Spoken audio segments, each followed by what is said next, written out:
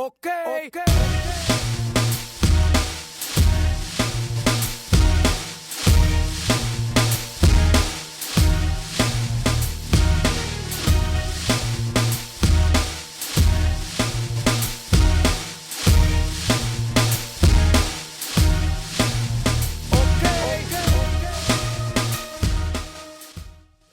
Kuo jaunimas daugiau judės ir bus aktyvus, tuo bus mažiau nusikaltimų, mažiau pridarys nesąmonių, tuo augs geresnė karta.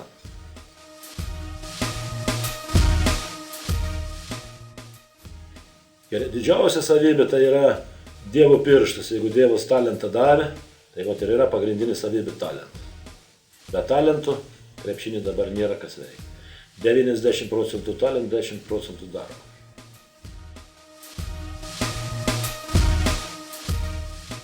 Aišku, reikalingi ne tik vasarą, bet ir žiemos metu uždarose patalpose. Uždarose patalpose, žinai, yra saugesnis dalykas, nes yra mažai traumų ir labai reikalingas Klaipėdos jaunimui.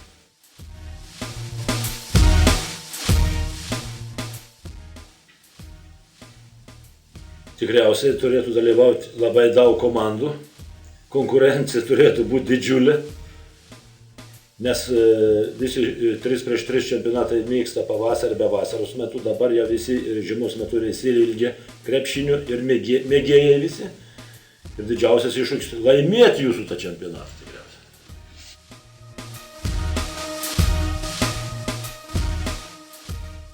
Skatinimas yra toks.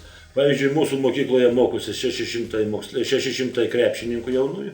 Aišku, čia mažiukam yra per anksti visa šitai, bet manau, kad visi, pradedant jauniais jaunučiais ir vaikų komandomis, visi tikriausiai dalyvaus.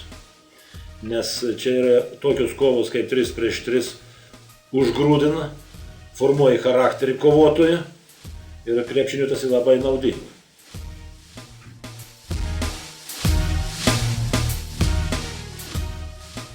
Dalyviams negaut traumų, korektiško žaidimo 3x3 ir nugalėti. Ko visi tikriausiai ir norės padaryti, visi norės nugalėti.